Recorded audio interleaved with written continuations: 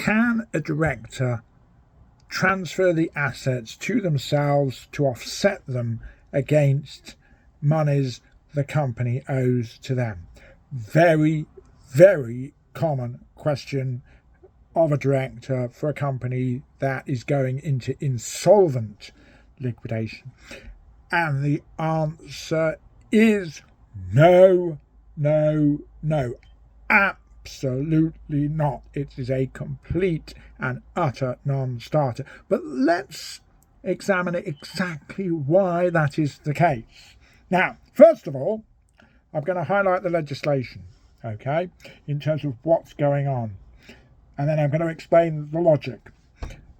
Section 239 of the Insolvency Act 1986 is the section relating to preferences, where a creditor is put into a better position than they otherwise would have been had that transaction or that thing not been done. So if the director takes the assets of the company, which may be relatively modest by the point of liquidation, but that's not the point, and offsets it against monies the company owes them, which is like their director's own account in credit, then they would be put into a better position than had they left those assets with the company for the liquidator to distribute to the creditors as a whole. Okay, Section 239 means you cannot do that if there's what's called the desire to prefer insolvency, which is presumed with directors and so on. If it's one of the last transactions that's being done before liquidation, is virtually always a complete non-starter. But the logic of it, let's examine the logic. Now, the logic is this. The director is merely one creditor, for instance, and there will be others. The reason the director can try to do the offset, even though it's completely impermissible and would be a breach of duty, is because they are in control.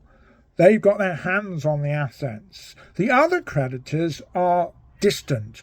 They haven't got their hands, they're not in possession of these assets and in control of them. The point is it's only because the director has them within his or her possession that they can attempt the offset. And that puts them in an unfair position to get into this whole issue of preference.